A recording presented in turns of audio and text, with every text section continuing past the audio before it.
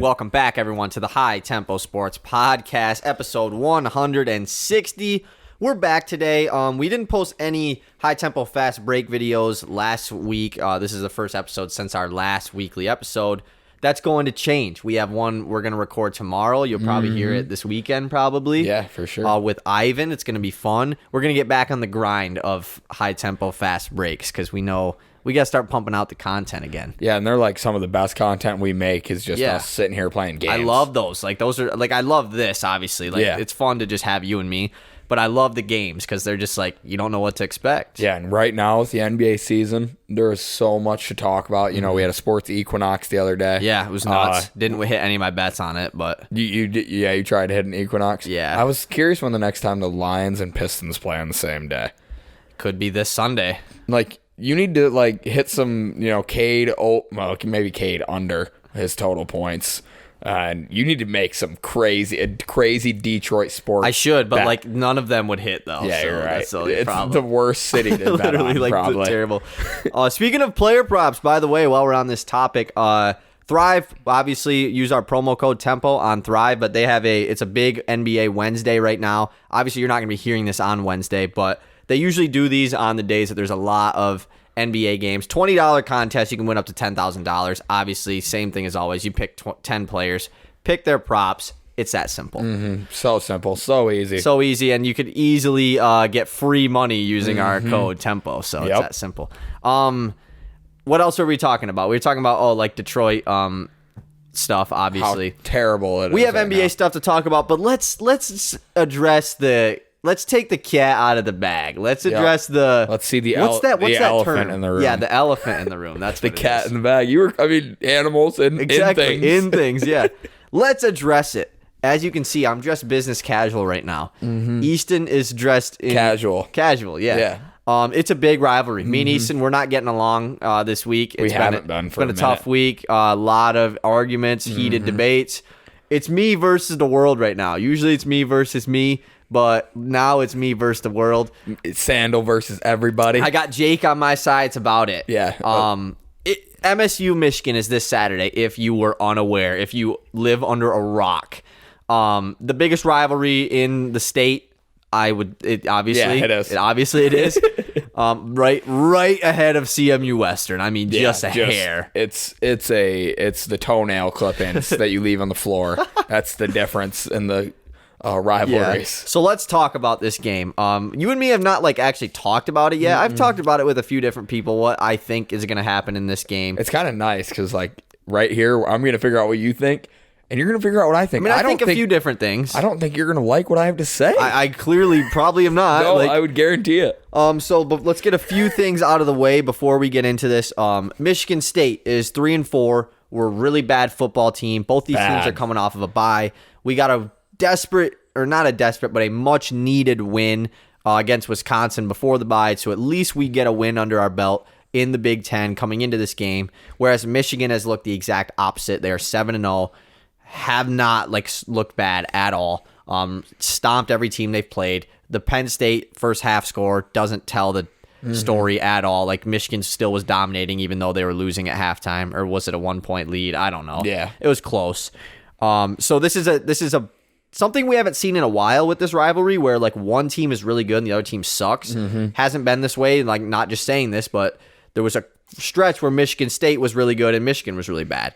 Haven't seen something like this since those days. So usually we're either both really bad or both pretty good. Exactly. 12-8, or 12. They're number 12 team in the country, number 8 team. Exactly. Rarely is there this much disparity between the levels that these two teams are on coming into the game. Yeah, one of them's unranked. It's if they win, they'll be ranked type thing. If State wins this game, hell no, we're not ranked. You know, it's just an upset. So let's talk about it. Michigan comes into this game, I believe currently, this was as of 2 days ago, as 21.5-point favorites, which I feel like is low, honestly. I thought they would be favored more, but this also is a rivalry game, so it makes sense. Let's talk about it. What's going on in this game? I'm going to be honest. I think that's a crazy big spread for a rivalry game like this. It's been a minute since we've seen a game like that between these two teams. You asked my predictions for the game? Pretty much, yeah. Yeah, I'm super excited. Did you see Donovan Edwards' interview about the game? He was just talking about, he said, the expectations are there. And then he in the interview, he said, we know our coach has never beaten Mel Tucker. And I was like, Donovan, what are you doing here? You're hyping up the wrong school here. But he's talking about how he wants to bring the Paul Bunyan back to Ann Arbor, which I do believe will happen this year. I have a final score of the game of 42-21, which is funny that the spread is set 21.5. So Michigan State would be covering. Yeah, they would be. Yeah, if you take Michigan State to cover, that's a small victory. It's the small victories that matter in this game. I think Michigan, if they don't dominate Michigan State, it wouldn't be a surprise, but it's a little nerve-wracking. But I don't know. It's a rivalry game. The thing is, the outcome of this game, it does matter and it matters no matter what. But like how close the game is doesn't. It just matters who wins the game at the very end of it. Because there's a great chance this is a super close game. But it's just because that's the way this rivalry is. It's 22.5 now. They bumped it up another one. Over-under's 54.5. That's a lot of points. Yeah. That's a lot of points. I mean, I predicted. Going way over, yeah, so. I have it going over by 10.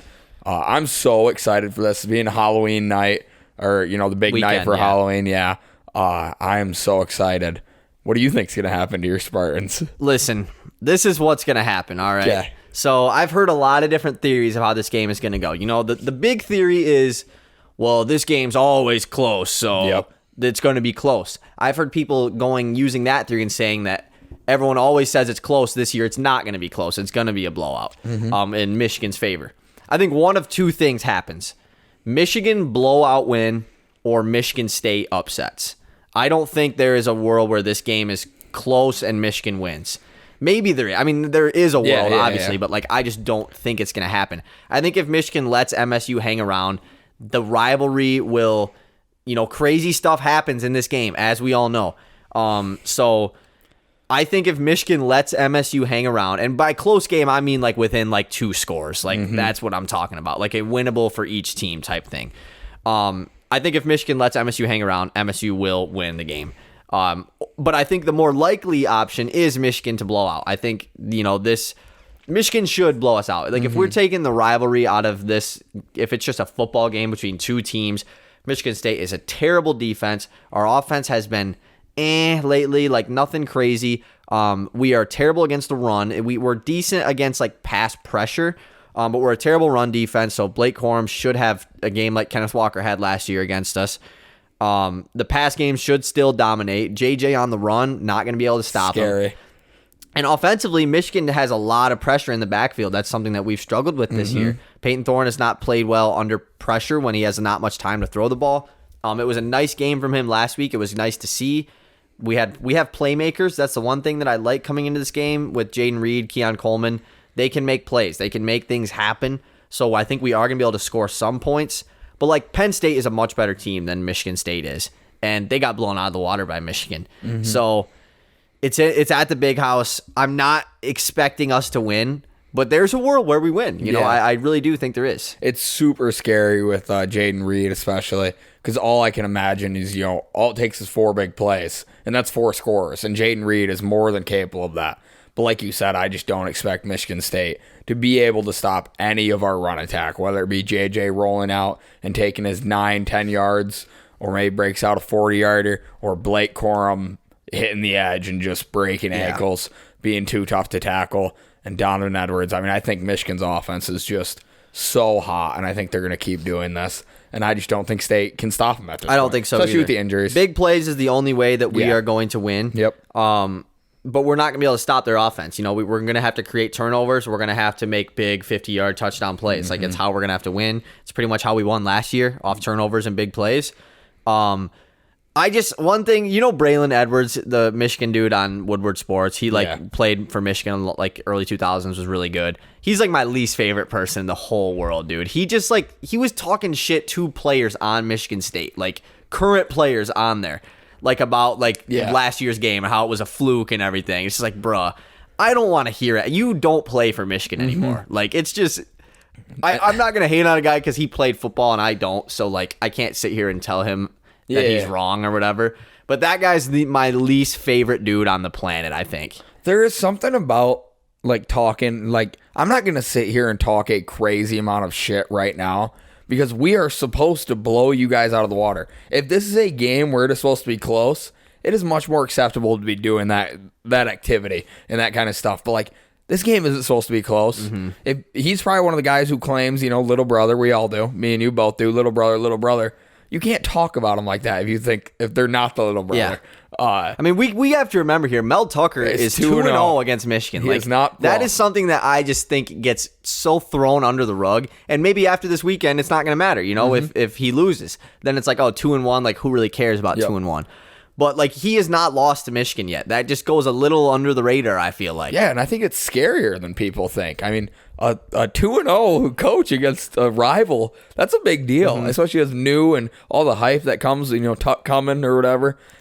It's just, I do feel nerves at some point when I think about the game. But at the end of it all, I believe that Michigan will win by a lot of points. Yeah. But night game too. I haven't had a night game in a minute with this rivalry. Probably because the state sucks this year, so they were fine with putting it at night.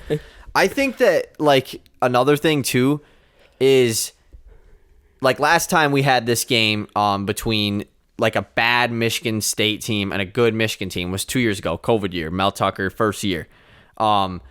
This I understand it was a COVID year and these are much different circumstances, but like Michigan was supposed to kill us that game. And it obviously didn't happen like that. These are much different circumstances. This Michigan team is a lot better. But that's this rivalry. Anything can happen in this game. I do think that, I'm in kind of I wouldn't say a win-win situation, but like we're not expected to win, right? So if we get blown out, like, oh yeah, you should have blown us out. We suck. Or if you make it close and still win, or we, upsets like, oh, you beat this terrible team by 7 points. Like, yeah. So like, I'm like very less stressed out about this game than I was last year, but because my season's already over, you know, like MSU terrible. Sucks. Yeah. So I'm not stressed out about this game one bit. Do I want them to win? Of course. Like I'm rooting for them 100%, but I would think Michigan fans are probably more stressed than State fans are right now. Oh, absolutely. A lot of the season is on the line in this game. If we lose to Michigan State, that's a terrible loss. It ruins the season almost. It's a bad loss, and it'll ruin our mojo. It didn't, I guess, last year, but last year was different. It was different. Losing to this Michigan State team would be way worse than losing to Kenneth Walker. So I am a little nervous because of that, and I can see why you're not nervous. This game is going to be so much fun. I just love the rivalry. I'm so excited for it. Me too. My goal for this game is for Michigan State to cover. I think that would be a moral victory for MSU. Good teams win, great teams cover. So if you lose, but you lose by less than 22, that's a great team in my books. Yeah. So you think? I think, yeah, that's how it goes. That's all we got for the game. Tune in on Saturday to watch it. Let's talk about some NBA basketball. A week ago, we did our first day of the NBA talk. It's been a week of NBA. So let's talk about the Pistons, obviously, first. Right now, like I said, we're recording this on a Wednesday. Pistons are coming off of a loss last night to the Wizards. Back at home today, taking on the Atlanta Hawks. They play them twice. Then we got the Warriors, then the Bucks twice. Brutal schedule upcoming for the Pistons. What are we, 1-3? 1-4? I think 1-3. I think 1-3. I think we only played 4. Yep, 1-3, yeah. So we first game beat the Magic, then lost to the Knicks, Pacers, Wizards. Yep, that's it. So let's talk about the Pistons. It's been a rough start to the year. Yeah, rocky. Definitely tough. We don't look good. No, is the issue. Jaden Ivey looks really athletic, really explosive. Dwayne Casey was asked about, do you ever talk about, pulling Jaden Ivey back, telling him to slow down a little bit. And he says, you tug on a horse too much and it'll quit running at all, which I totally get. This is a rookie. We're not trying to win games. So some of these losses where we're ironing out kinks aren't that big of a deal in the long run. But some things that do concern me is Cade just kind of looks rough. He looks slow. He looks lackadaisical. But last season we said the same thing, and all of a sudden Christmas came around and he was a bucket. He was disgusting. Some players take a while to get into the season, so I'm really hoping that's what's happening with Cade. I'm not sure. I think the injury to Bagley is a much bigger deal than people realize. Yeah, because Cade's game flourished once Bagley showed up last year. Yeah, and we can't run Jalen Duren and Beef Stew together because they'll both foul out, and then we won't have a center. We can test it. Like, they did it in preseason. Like, they haven't done it yet this year, so it'd be... I wouldn't mind testing Bagley. It out. Yeah. It's really tough. Yeah, because then who comes in to replace? You're right. Yeah. Because Noel isn't healthy yet either. So. Yeah, so I think when Bagley comes back, that'll really help that with our big rotation. We can slide Isaiah to the 4 and play a lot more 2 big lineups, because Jalen Duren does look good so far in his... I mean, for being 18 years old and massive. I would say the 2 rookies have been the only best highlight of our season so far. You can keep going. What more do you got to say? I mean, like, going back to Cade, like, I'll just talk about it a little bit. I see both sides. I think I'm leaning towards the side of... I really like to wait till about, like, a quarter way through the season or 20 games through the season to really tell, like... You can really judge a player through the first, like the first 4 games. But like at the same time, I see the side of it where it's like he's off to a slow start. He'll get into his groove, but it's like, no, he's our number 1 pick. He's our franchise player. He can't be the one that's off to a slow start. He needs to be the one that gets other guys that are off to a slow start going, So I see both sides. I do think I lean towards the side of like, give it some time. We're a rebuilding team. It's not that big of a deal. But if in 10 games from now it's still the same, it is a big deal. His shot has not been falling. I will say he has been good in the late games, like against the Pacers the other night. He had a really big fourth quarter, had like 16 points in the fourth quarter or something. So that was nice to see. He was hitting some shots. No one's really hitting shots. One of the parts for me that's been like eye-opening, it isn't like concerning, I guess, is Saddiq Bey's inconsistency of shooting shots. Last night he shot 5 shots. Against the Indiana Pacers, had a big game. I think he had like 26 points or something. And then the game before that, or the opening night against the Magic, he shot like 7 shots. I know that this is, Cade's squad, and then Ivy is definitely, he's been pretty consistent with his shot taking. But I think Saddiq Bey needs to be a little more aggressive with like, hey, I'm a good scorer. Like I'm a young piece on this team that needs to, get my shots. And I think he needs to be more assertive with that, because he is a big piece of this team, and he was a guy that shot the ball a lot last year. So that's been one of the things that I've noticed, at least through these first 4 games. But Bogdanovich has been really good, too. That was a guy that, like, what a great addition to this team. And if we don't have him, I don't know how. He's our best player, like, by far. So far this season, he's our best player, 100%. Yeah, he easily looks He might be the best shooter that the Pistons have had, like, legitimately ever. Like, I'm not even kidding. Like, just through 4 games, like, he might be just the best 3-point shooter that we've ever had. He looks so effortless, and it never looks like he's actually gonna shoot it. Yeah, exactly. Every time he catches it, it's like, oh, he's gonna shoot that one. And it's butter. It's every money. time. Like, I would love to know his percentage so far this year. Yeah, I want to touch on the Saddiq thing. Saddiq doesn't look like he wants to be the guy the same way Jaden Ivey kind of looks like he wants to be the guy. Jaden Ivey is playing fearless in these first few games, and I love it. And maybe Saddiq's worried about the long season or something, but there's no time to do that. He shouldn't be worried about that. He plays every single game, too. He needs to be much more assertive and look to take over more of these games, especially with the slow start, Cade. You might be able to take over the team. Right. It might be able to be your team with the way Cade is playing so far.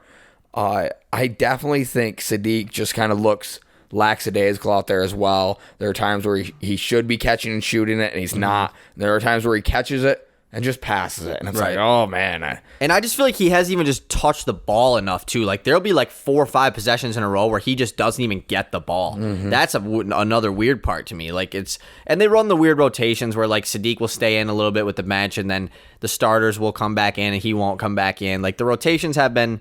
like, not weird, but like that's always how Casey's are. They'll like stub in like 3 guys instead of all 5.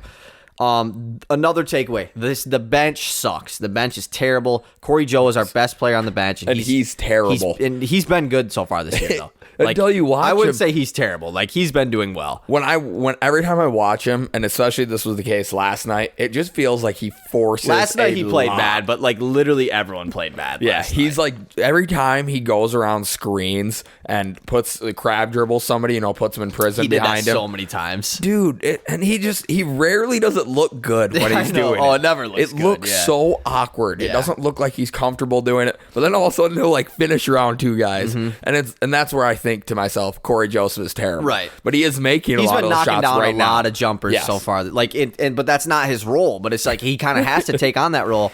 Killian Hayes has not been good so far to start this year. He's even like passing the ball, he has not done a great job. Hasn't been playing that many minutes. But yeah, the shot percentage, I mean, just he's had multiple games where he has not made a shot yet so far this year. Isaiah Livers, nice for him to come back. He was a big addition against the Pacers last night, didn't shoot the ball very well. Kevin Knox has been god-awful. He's here to shoot threes, can't make them. He's terrible. This team needs Alec Burks back. Oh, and another guy who's terrible, which I hate to say, Hamidou Diallo's terrible. I mean, he's terrible. He's like the worst. Because the thing about Hami was like he's athletic. If he gets to the hoop, he's a good player. Mm-hmm. Defensively, he is a what's the word I'm trying to go? He's a foolish defender. You see the numbers, it's like, damn, he gets a lot of steals. Yeah, he gets a lot. He's like Trayvon Diggs last year. Takes a lot of risks. He takes a lot of risks defensively, and so far this year they have not been paying off.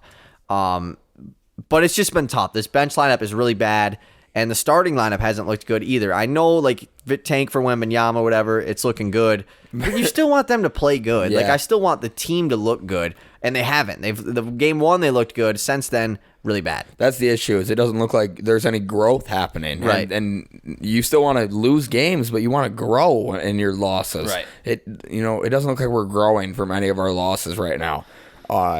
There was a thing you said, very first thing you said, actually, so bad podcasting going all the way back to it. But you mentioned the Cade coming alive in the fourth, and I love that he's getting into this tendency of taking over in the fourth quarter. Mm-hmm. He's done it since his rookie year. He always turns it up when the game gets close and it's the end of the game.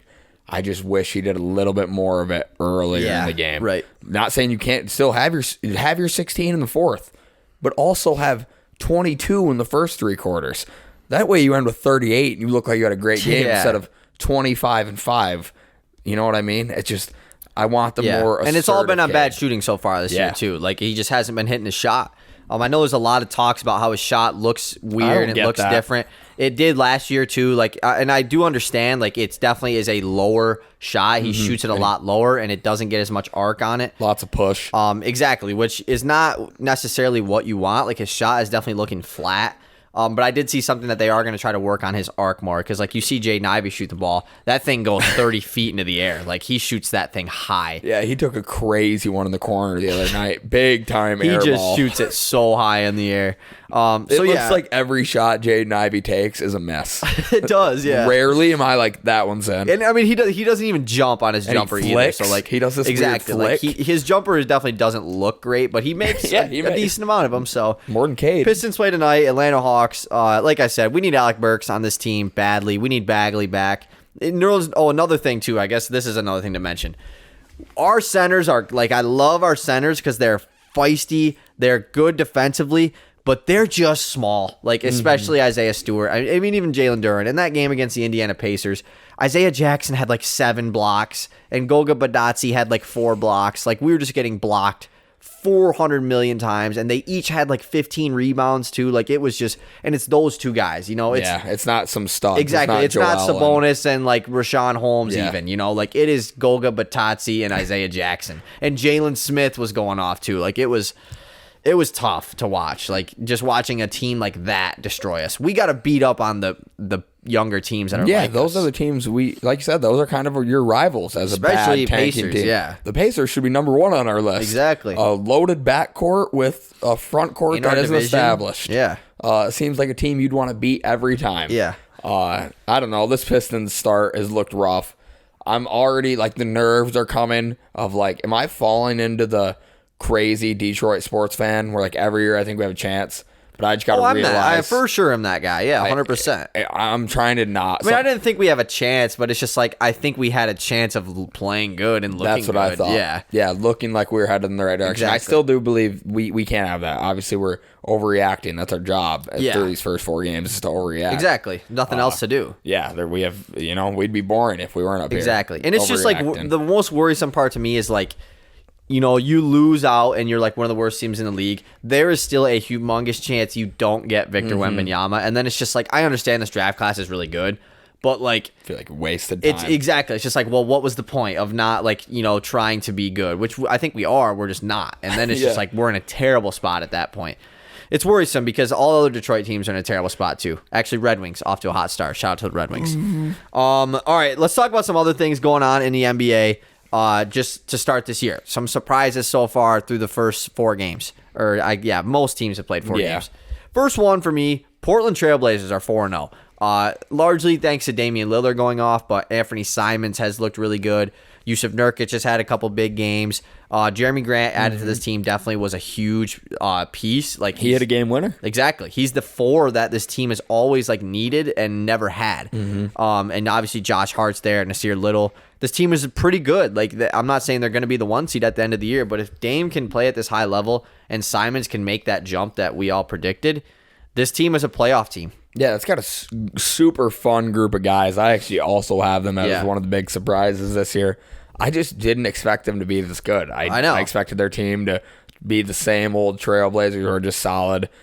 They could end up that way. But Dame is just unreal to start the year. 100%. And Simons, what a complimentary piece to Dame. What a perfect idea to mix those two together. Simons' playmaking. When Dame goes to the bench, you still have a great scorer, great shooter, great playmaker on the floor. This Portland team's built a lot better than I thought initially. And this is a team that hasn't had Gary Payton II play for them yet. So once he comes back, obviously that defense is going to look even better than it does right now. So, yeah, Portland's done really good so far. Yeah, let's talk about Ja. 9 of 14 from 3 to start off the year. That is scary. That's scary. For a guy who middle of the season last year led the league in paint scoring to now be getting off to a hot start shooting the ball. Pretty crazy. He's put up ridiculous numbers, had 49 in game 3. He was unstoppable in that game. You watched it and it was like, you can't. The game against the Knicks too was insane. That opening game, that was nuts. He has been so good this year. What a stellar young talent. Yeah, I put that on here. I just put like surprises that John Morant got even better. I think that's like, it's not that I'm like didn't think he was going to be this good. It's just like, how could he get better? Oh, the 3 ball. He's drilling them. I mean, it's just, and a couple of them are from downtown. It's just like, how do you guard him if he's hitting those shots? Ja is a guy that like should have been a dark horse MVP for this year. Like if Memphis is good, which I didn't project them to be, so who knows? Ja is for sure a MVP candidate. Yeah, for sure. Especially when looking at the roster, everybody, the outsiders looking in definitely think it's just a Ja Morant show. Yeah. But this team, it is right now. He's 49 in the game. That's a Ja Morant it's pretty show. Wild. Yeah. My next one is like my last team oriented thing. The fact that the Jazz and the Spurs are both 3-1 is crazy. They are the big Victor Wembanyama tank teams. And I guess it's just the Pistons that are doing it nowadays, and the Lakers. But yeah, the Jazz and the Spurs are both 3-1, and it's not really because they have like older guys doing well. It's like their young guys are playing well. Yeah. For the Spurs, Devin Vassell has looked really good. He's had multiple 20-point games. Keldon Johnson's been really good. There was a question mark at who's going to start at point guard for this team, whether it was Primo. It's Trey Jones, and he's looked really good as well. He's been putting up great numbers. And they still do have veterans that got to get moved. I don't think Jakob Poeltl is going to end up on this team. Like, they're 3-1, but like they're going to fall off. Obviously, it'll happen. Doug McDermott's another guy. And then for the Jazz, like Lauri Markkanen has been doing really well. Sexton's been doing well. But all the guys that have been there are still doing good. Jordan Clarkson's been really good. Clarkson's worth a first-round pick now. Yeah. He looks really, he probably really good. is. And obviously, Conley is still there. Like, the Jazz actually have a group of pretty solid players, so I don't know what their directions are going to be. I assume they'll tank. But at the moment, they're both 3-1. Yeah, I loved the theory the other day from Paul about the Lakers playing Russ. I will talk about Russ at least. But I'm going to go to one of the rookies who has shocked me, and it is my least favorite guy in the league right now, Benedict Mathurin. He has been so good. Shout out all the Pistons fans that are saying take him over Ivy. I still don't believe that yet, but he looks damn good. Obviously, he was one of the older guys in the draft class. Not crazy old, but he wasn't like one of the younger guys, I guess. He's a sophomore. He's just, the backcourt is so exhilarating in Indiana with Tyrese Haliburton and Benedict Mathurin. He's playing with a chip on his shoulder. I mentioned to you the cliche, I know all the guys who were drafted in front of me. Yeah. Well, when you get drafted like 7th, there will be pretty people. Easy to ask him, Yeah, people will be drafted in front of you. But he has been such a surprise. I didn't expect him to start off this well. Like in Dynasty and Sleeper Basketball, I have him on my taxi squad, and Jalen Duren is playing. Yeah, you got to take them both up, dude. I'm just going to... Can I put Jalen Duren on the taxi squad? If he's not on there right now, you can't, no. Damn, I didn't know that. Well, damn. Actually, I don't know. You might be able to. Just because he is a You have an open spot? Well, I was going to take Mathurin off. You might be able to. You might be able to. I'm not Obviously, really sure. Mathurin can't go back, but me either. We'll figure it out. But he's been an absolute stud. Yeah, he's especially against the Pistons. He was just making every single shot. They all were. Like it was a tough game to watch. My last two are both player oriented.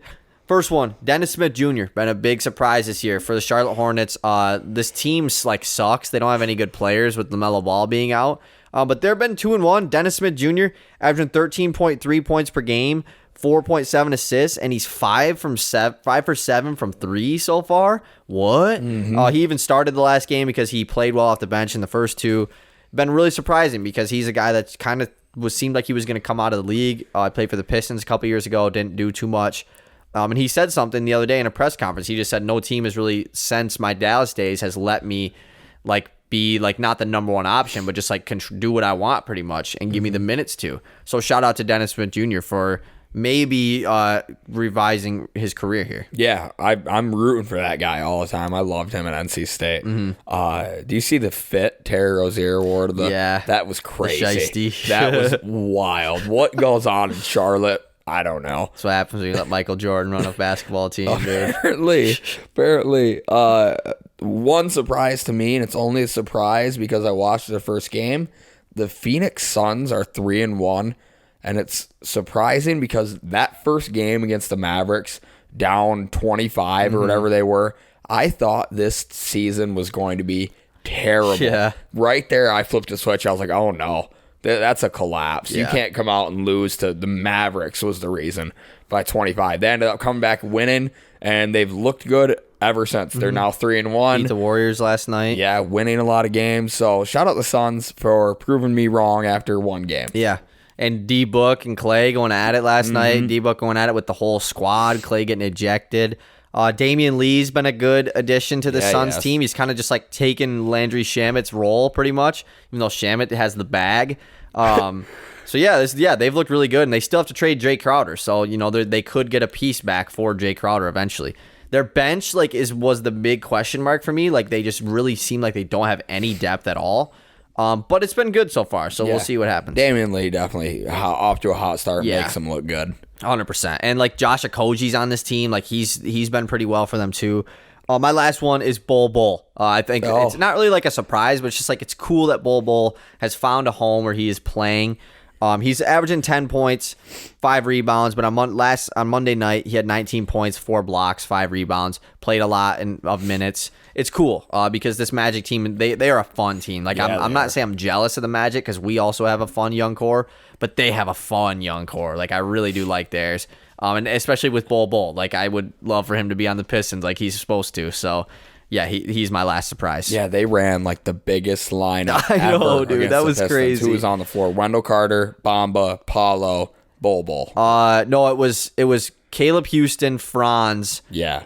Bol, Mo Bamba, and Wendell Carter. Yeah, that is just ridiculous. That's the biggest lineup I've ever seen. Franz at the 2, Caleb Houston 6'8" at the 1. That's not even crazy. I just think the fact that they ran Bol, Bamba, and Wendell Carter's crazy. Just so funny. That's cool. First game of the year. Yeah, let's do it.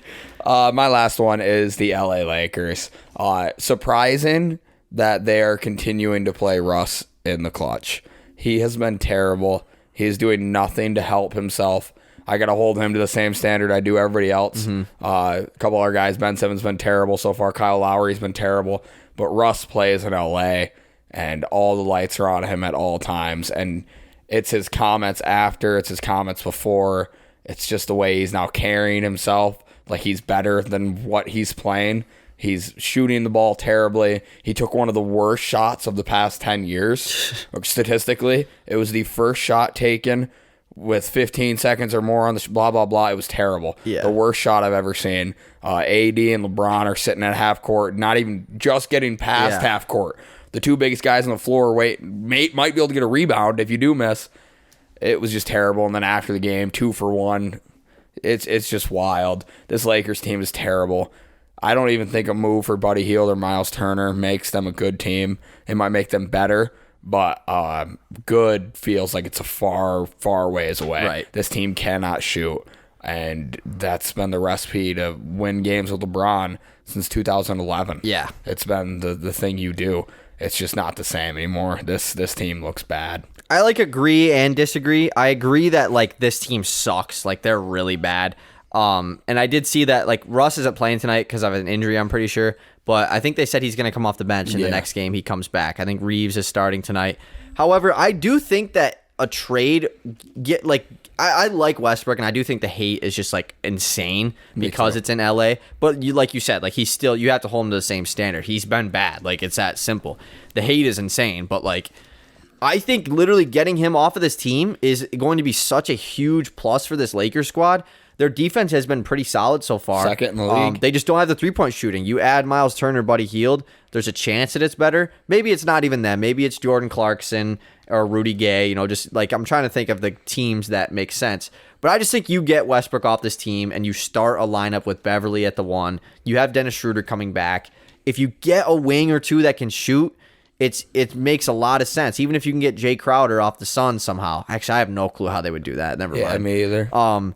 But yeah, I think that they still have a chance to be good. They just have to make the Russell Westbrook trade immediately, getting him off the team and let, the team defense continue to be good and knock down some more shots. I'm not saying, when I say good, I don't mean playoff team. Maybe they can make the play-in tournament. I think that's what it's looking like right now for the Lakers. That's the hopes. That's what they're shooting for now. I don't see how if I'm the Jazz or the Pacers that I don't want him. You're telling me I can play him every fourth quarter and see what happens? And get them 2 picks down the line? I'll take that all day, yeah. And that's the thing. The Jazz said they would have done that trade, with Bogdanovich. It's just but I do understand not trading those picks. Everyone's going to give Plink a shit. I see both sides because, you do have LeBron James. And, if you stuck right now with LeBron James, who cares about 8 years later? You're not going to have LeBron James. Mm-hmm. But at the same time, you don't have any picks for so long. You might want to keep a few of them. Yeah, you have no idea. How much better does it make you to get, Bogdanovich and Rudy Gay? Yeah, and I don't know, the Bogdanovich would have been that would have been huge. It would have been huge. Bogdanovich, but that's off the table. I was just thinking, hey, we'll take them picks and Russ. That's what I was just gonna say. And just buy them out. They don't need to play them. We are the team that they should be going for, dude. It might be get Bogey, Alec Burks and Bogey, dude. That for team Russ is and good. them picks. And we know, I would not want to keep Russ though. Cut him. Just buy him out. Roster. Buy him out. Let him sign somewhere else. I don't know. That would be kind of cool if he revived his career in the D. Yeah, well, he's gonna put up great numbers, but it's give the ball to Cade, dude. Right. It's just gonna be Corey Joe times a million. You know what I'm saying? It's cool, but just why? It doesn't matter, Exactly. So yeah, I maybe that is a team that we look to go for. All right, let's get into weekly picks because how far into this podcast are we right 40 now? minutes. Yeah, the Pistons start in 10 minutes, so we gotta start hauling. Last week. Weekly picks, it was tied. We had a crazy ending with a tiebreaker this past week. Out of 17 points, which we did say, I guess I'll explain this after. Yeah. I got 11 out of 17. Damn. Solid week. Solid. Went 2 for 3 on the spread picks, bringing my total to 11 on the year. You also got 11 out of 17. Back-to-back ties after having none to start the year. The tiebreakers are back. There was 50 of them last year. We're back with more ties. So let's talk about the primetime games, the tiebreakers. Thursday Night Football, Saints, Cardinals. This was a big one. I took the Saints. You took the Cardinals. So you got the dub, picking up a point there.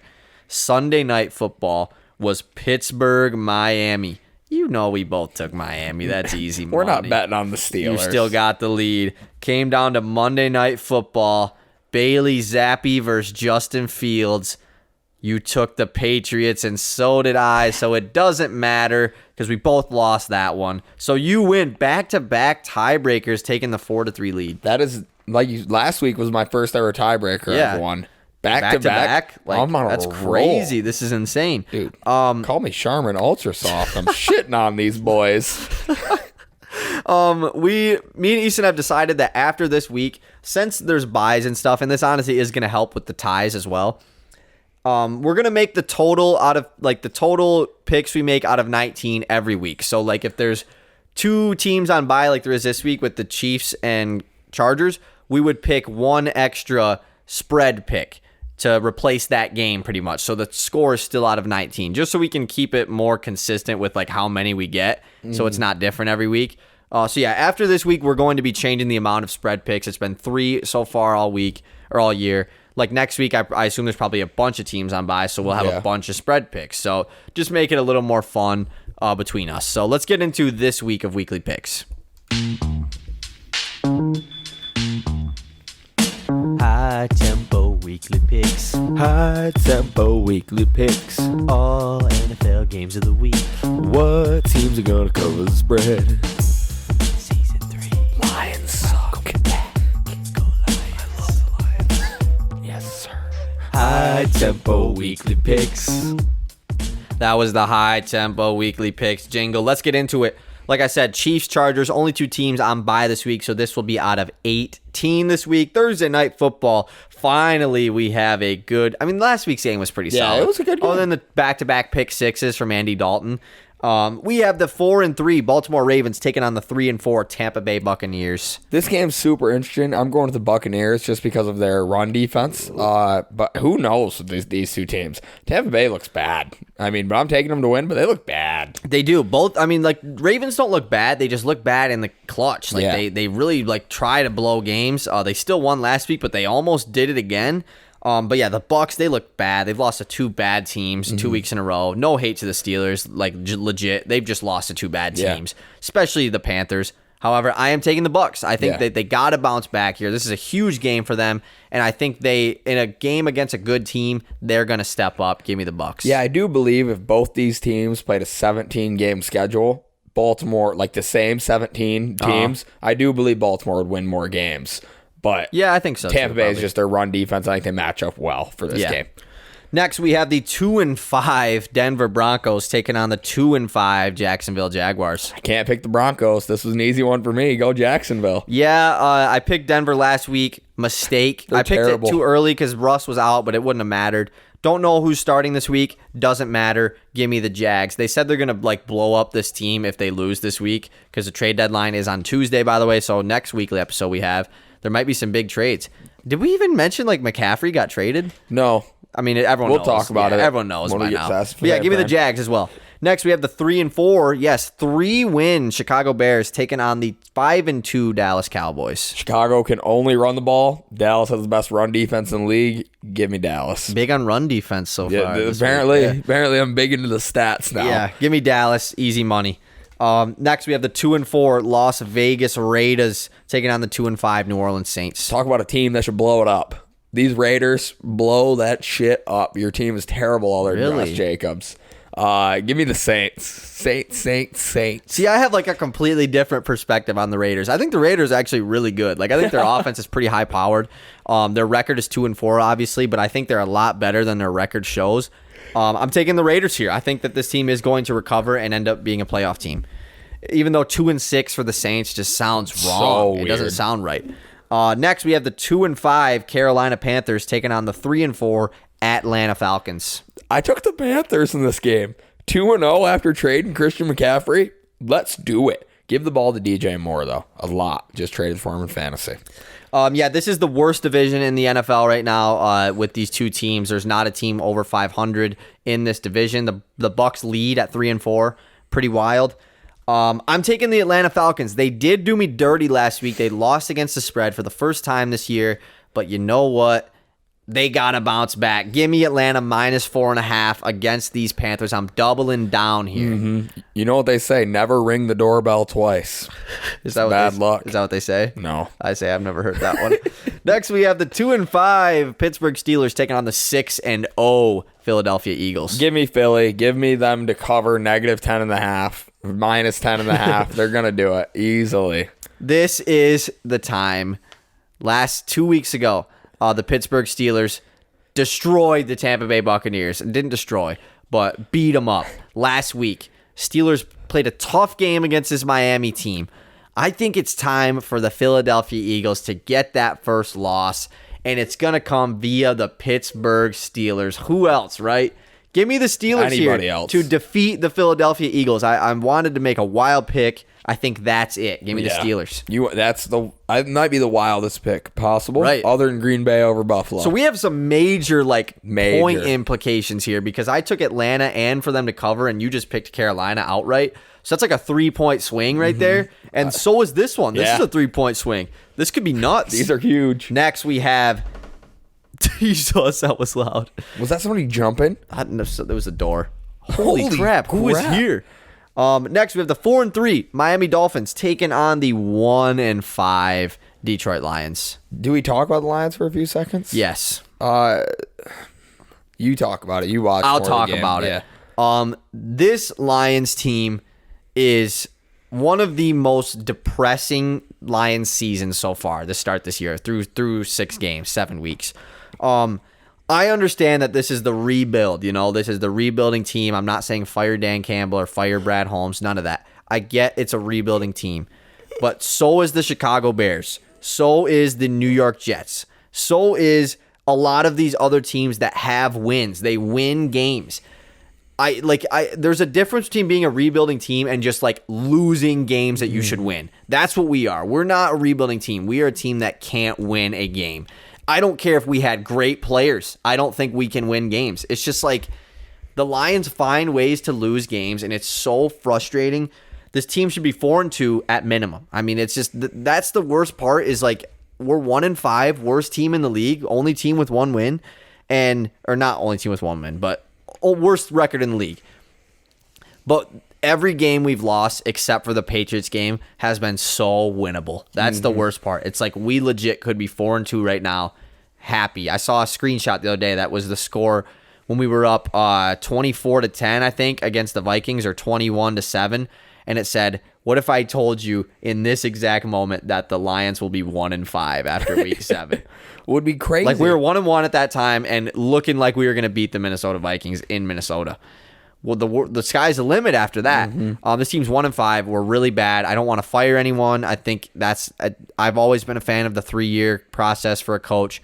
But at the same time, Matt Eberflus has gone to Chicago with a terrible roster and won 3 games. Yep. That's the prime example I'm using because I think Chicago's roster is much worse, and they're not as far in the rebuild as we are, and they're still winning games.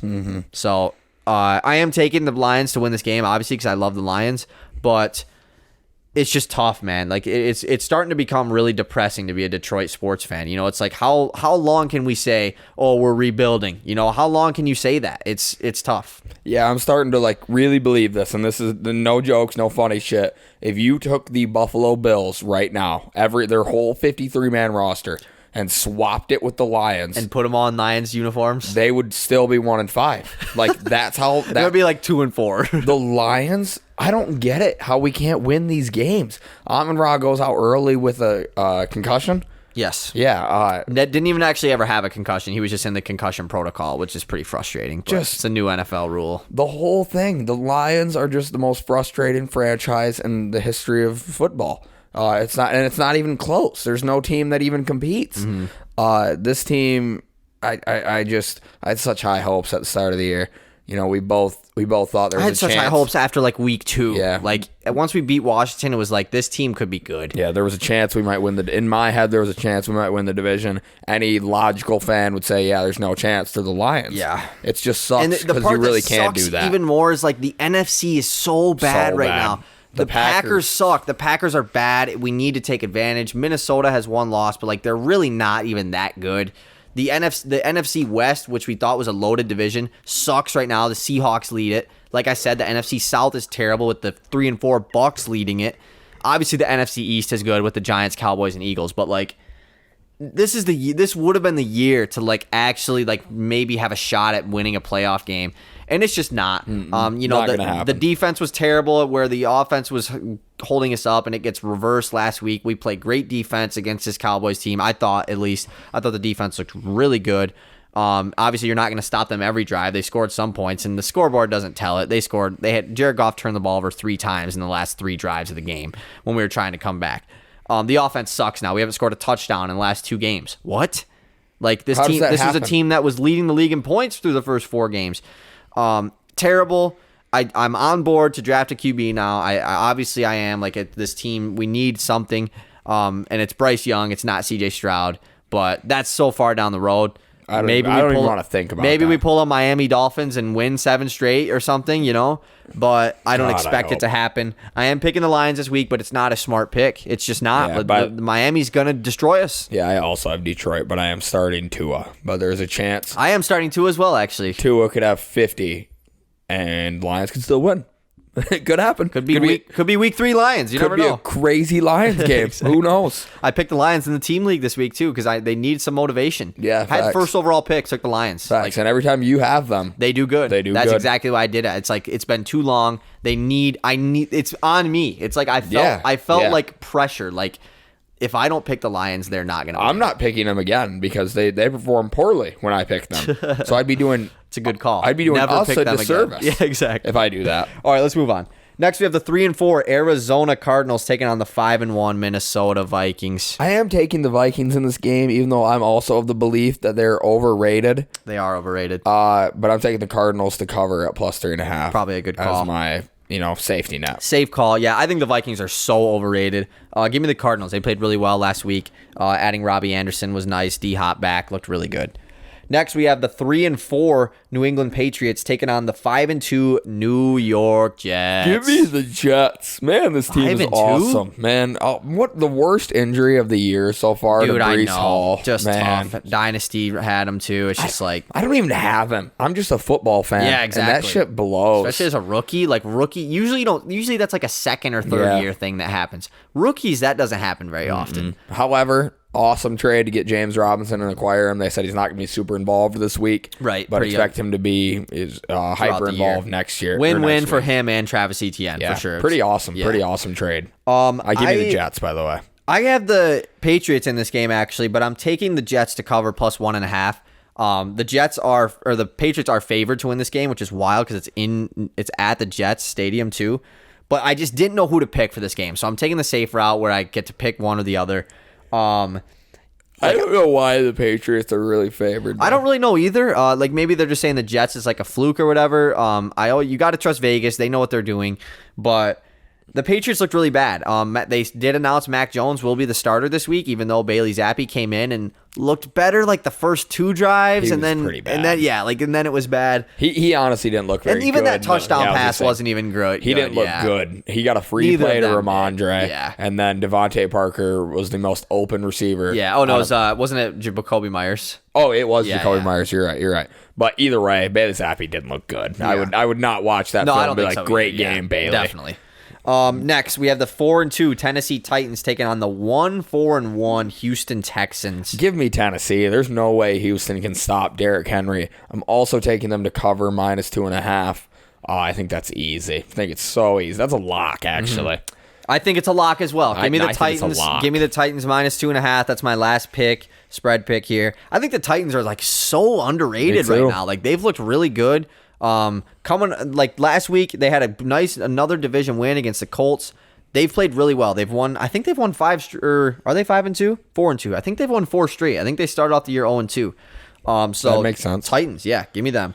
Next, we have the red hot 6-1 New York Giants taking on another team that's pretty hot. Wouldn't say red hot, maybe about like orange hot.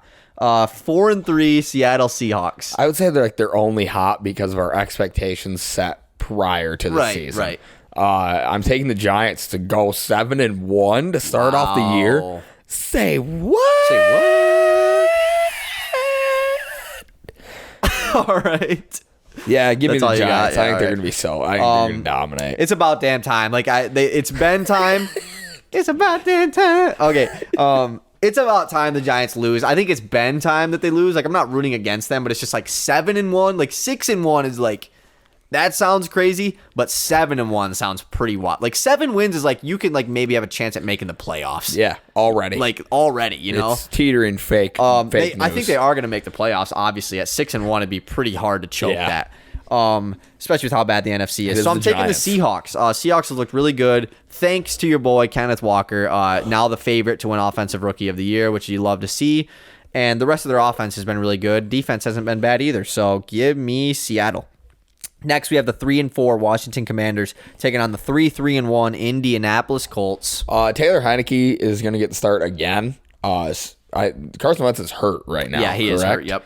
He's going to be out for I think at least 4 weeks or something. Yeah, he's out for a minute. They might keep pushing that back. I mean, Taylor Heineke got looks the dub better. Over Green Bay. I am taking the Colts in this game strictly because they don't have Matt Ryan at QB this game. Hopefully the rook, Sam Ehlinger, can throw the ball to Michael Pittman, even though Pittman had a pretty good game. But I'm taking Indy. I just think they're going to be a lot better with a QB who is more mobile, can do a lot more, and can play quarterback. Yeah. It's funny that you say that because that's the exact reason why I took the Colts as well. Matt Ryan is not starting. Sure, give me the Colts. Yeah. Like they should be good. They're just not. So maybe Sam Ehlinger is the guy that can get it done. Let Jonathan Taylor get it done. How about that? Like, this guy led the league in rushes last year, or rushing yards, touchdowns. I get that, like, he still is getting a good amount of carries, but he's not getting the carries that he should be. Feed him. I know he was hurt. You're 3-1, and you should be 0-7. Like, yeah. I think part of the issue is the line is terrible. It is. It's terrible, and that's a reason why Matt Ryan has been really bad, because he is just terrible under pressure. So maybe Sam Ehlinger can get it done. I don't know. Give me the Colts, I don't know if I've ever seen Matt Ryan make a good play. We can move on. I'm convinced you have never watched Matt Ryan prior to this season. I've never watched Matt Ryan prior to when he was 15-0 in Atlanta. Prior to that year. Super Bowl season. Matt Ryan MVP season. Yeah. That was the year I started watching Matt Ryan. So you still think he was never good then? Yeah, I think that was a bad year. All right. Next, we have what a great rivalry here. Maybe the biggest one in the NFL right now. 3-4 San Francisco 49ers taking on the 3-3 LA Rams. Got a question for you. Is this a playoff game? This game? Yeah. Will these two teams be in the playoffs? No. Is this week, this Sunday when these two play, is it a playoff game? No. Then give me San Francisco. Season game. Then give me San Francisco. Give me the 49ers. They don't lose to the Rams. I know what your take is already. I already hinted this at you. And it's funny that you picked the Niners in the team league too, because I already was ready to go on to talk about this on the podcast. This 49ers team, they're good, but they're 3-4, and I don't think they looked great against the Chiefs. The Chiefs kind of ate them alive. Their defense is really good, but it is the Chiefs. I get it. Yeah. I just think that the Rams, they have to win in the regular season against the Niners. You can't continuously lose to them like the Lions lost to Green Bay 18 years in a row in Green Bay or whatever. It's your home stadium. Own it. Own it, Rams. This is your brand new place. They don't even have fans. Give me the Rams. The Niners, they are overrated as hell. Man. This team is, they might make the playoffs, but getting Christian McCaffrey, it's a power move. They're going to be fun to watch. Definitely, 100%. Is this team going to win the Super Bowl? No. Yeah. Is this team going to make the Super Bowl? No. Yes. Is this team going to make it out of the wild card round? Yeah. And they might win the division with how bad the division is, so who knows? Give me the Rams. They were missing 7 starters against the Chiefs on defense. I know. I understand. That's a big deal. It is a big deal. That's a big deal. Who else is? The Lions. Are they a Super Bowl team? You sure? You're using that logic. Okay, so here's some logic for you that I find interesting. You count on the Falcons to cover the spread every week, but won't count on the 49ers to continue to beat the Rams. Right, no, because I do think it's about time that it's over. The Rams have to stop it. They have to put it to an end. Respect. Last week, the Bengals put the Falcon streak to an end. They saw it and were like, no, we're blowing them out. We're not going to win by 7. We are killing them. And that's what I think the Rams have to do. They have to win. Mm-hmm. Next, Sunday Night Football. We have the 3-4 Green Bay Packers taking on the 5-1 Buffalo Bills. Sunday Night Football is going to be awesome. I cannot wait to watch this game. It's going to be a good game. I hope for the exact opposite. I want a 50-0 victory. Josh Allen over Aaron Rodgers. Shit on his face. They probably won't get the ball enough because the Packers can run the ball and do a bunch of blah, blah, blah. They hold on to that thing. They're not fun. Yeah, no, they're not. And they're not good either. They're terrible. The Bills are not terrible. They're a good football team. So give me the Bills. Yeah, give me the Bills. If I would have had a spread pick left over, I would have taken them to cover as well. Green Bay sucks, dude. They're bad. Bills all day. Monday Night Football. We have the 4-3 Cincinnati Bengals taking on the 2-5 Cleveland Browns. The Bengals are starting to turn the frick up. Turn down for what? They finally just said, you know what? That was pretty good. That was made, for those of you wondering, that was made with his mouth. Yeah, that wasn't my phone. Yeah, that wasn't a sound button. The Cincinnati, they finally just said, Joe Burrow, throw the football as many times as you want, all over the field, get all your receivers involved, and it works. It's going to continue to work. Quit running the ball. Quit trying to be this run-heavy team. Throw the freaking ball. You have Joe Burrow and the best wide receivers in the NFL, the best 3 wide receivers in the NFL by far, in my eyes. You keep doing it. Cincinnati's going to beat the Browns here.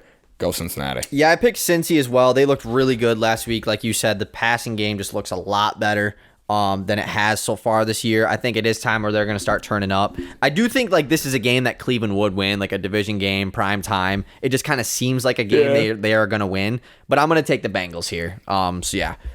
Lastly, we have the Week 8 NFL Power Ranking. We can go through this pretty quick because we talked about all these teams pretty much just right now. So yeah, give me your number 10. I've got a pick you're going to hate. My number 10 is the 49ers. Really? It's really relying on the new acquisition of C-Mac. So I'm projecting a hair. I guess that makes sense, with the power rankings. They're only 3-4, but I think this Niners team is still really, really good. I'm just hoping for their defense to heal up. Yeah. Because it's just elite if it is healthy. I almost put the Raiders as my number 10, even though they're 2-4, but that's almost like a projection as well. Yeah. Which you think they suck, so. I think they're terrible. Yeah.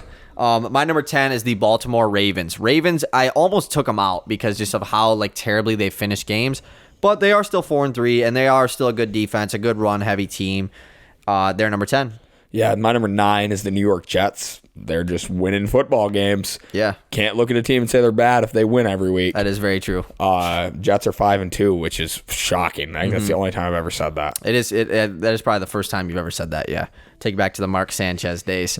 My number 9 is also the New York Jets. I had them 8 originally, and it just kind of is unfair to put them above this team that I do have at number 8. But yeah, Jets have been red hot. I don't really expect it to keep up, but they might make the playoffs. Who knows? Breece Hall going out is a huge factor because he's the playmaker for that team. But they're number 9. My number 8 is the Baltimore Ravens. This is a team that I think should have a lot more wins, but that's part of the rating. If they did win those games, they'd be like number 4. Yeah, legit. They're losing, so Ravens at 8. I don't think they're going to stay there. My number 8 is the Minnesota Vikings. I had them at 9. Felt like it was kind of wrong to put them below the Jets. They don't really have a reason to. I still think this team is super overrated. I don't know. It could be because I don't like them. That also helps. But just with the weapons that they have and how fluid their offense is, and even their defenses should be good, they just don't win games convincingly. They're like the Lions. Like I think we've said this. They are like the Lions, but they still win. Yep. If the Lions won, exactly. That's the Vikings. That's the Vikings. Exactly. But they also just have Justin Jefferson on their team. So yeah, they're number 8. My number 7 is the Minnesota Vikings for all the same reasons. They're overrated as hell. They're just not that good. I don't even know if they're overrated. Their record is just way better than they are. They're not a 5-1 level team. No, that's 100% the issue. not. My number 7 is the Cincinnati Bengals. They've been red hot lately. I jumped them up here because I just think that they are better than these 3 teams behind them. This offense has been unstoppable, at least just last week it was, and I think it is going to be going forward. They're number 7. Have I said a team you haven't said yet? Who's your number 10? Niners.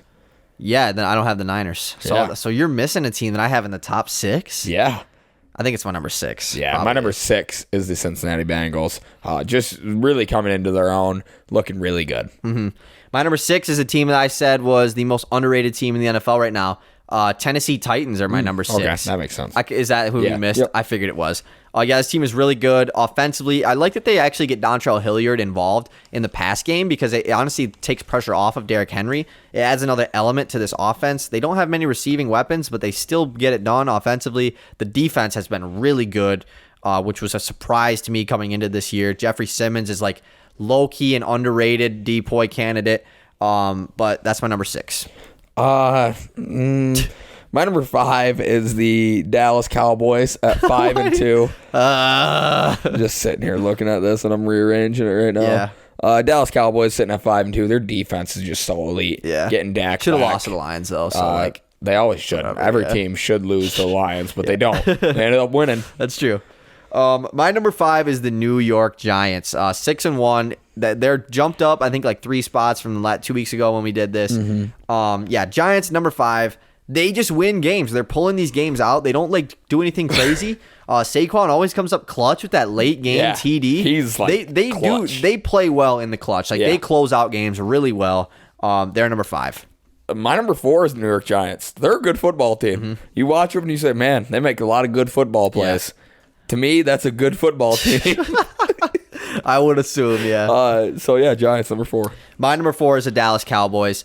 I think the Cowboys now with Dak Prescott back are legit a weapon to win the Super Bowl. Mm-hmm. And I hate to say it because I don't like the Cowboys. Cooper Rush isn't there anymore, so I'm hating on them again. But they're still number 4. They did lose to the Philadelphia Eagles 2 weeks ago. Who knows if you have Dak, but this Cowboys team is well-rounded like crazy. Just all around, good in every spot. Their offensive line, I guess, has been like pretty lackluster. It's injured right now. But they have a good O-line when healthy, so they're my number 4. Yeah, and their offensive weapons, along with their defensive weapons, they just have the stars, the top-end talent that you need. My number 3 is the Kansas City Chiefs. It feels like we are on a crash course back to Bills versus Chiefs rematch in the playoffs. I like it. Yeah, I'm pumped. And the game was entertaining, Give me more. I need more of it. I'm just really excited for the playoffs. My number 3 is the Chiefs as well. I considered putting them over my number 2, but I didn't.